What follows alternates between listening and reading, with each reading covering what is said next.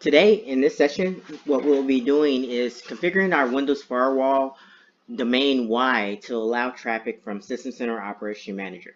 Now, this method that I'm going to show you this is not something I recommend you do in a production environment. However, for the purpose of my lab, this will help kind of simplify various different agent pushes and things like that, so I don't have to configure firewall or open up ports and things like that as much. I'm gonna do it globally across my domain, so everyone should be able to receive an agent from my SCOM environment. So let's go ahead and get started. And so what I'm going to do, I'm going to go ahead and open up Group Policy Management. All right, and then what we're going to do is going to go ahead and create a new GPO in this domain. And I'm going to name this GPO Allow SCOM Traffic. All right, and then I'm just going to go ahead and right click on that and edit it. And for the purpose of this, we're concerned with computer configuration policy. So I'm going to go ahead and expand policy, but expand Windows settings. And then expand security settings. And then I'm going to go down to the Windows Firewall with advanced security settings.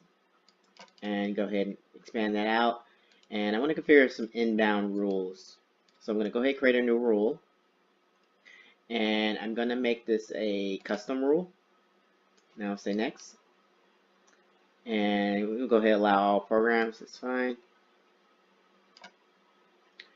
Protocol type, I'm going to just leave that at any. So which remote IP address does this rule apply to? So in my environment, what I'm going to do, I'm going to say, hey, if the traffic is originating from the IP address of my SCOM server, then I'm going to allow that traffic through. So my SCOM server IP address is 150.6, 192.168.150.6. Say OK. And then I'm going to say next. And then I'm going to allow the connection. I'm going to say next again, and then I'm going to allow that for domain traffic, so I can uncheck these two. So I don't want to allow it if it's coming from like a private, or if these systems end up connected to like private or public and they can't access their domain, then I don't want that policy to apply. But when they are on the domain, I do want it to apply. Say next, and I'm just going to name this rule Allow SCOM Traffic.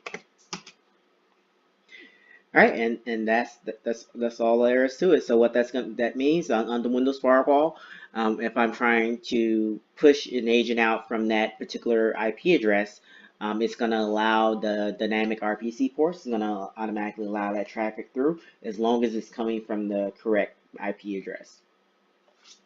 So I'm going to go ahead and close this down. And now for my other systems that's in the environment, once they refresh their policy and enable this firewall rule, I'll be able to push agents down from my SCOM 1801 environment to any systems within my environment, as well as any new systems that join the domain. I'll have those same rights in order to do that without any additional configuration.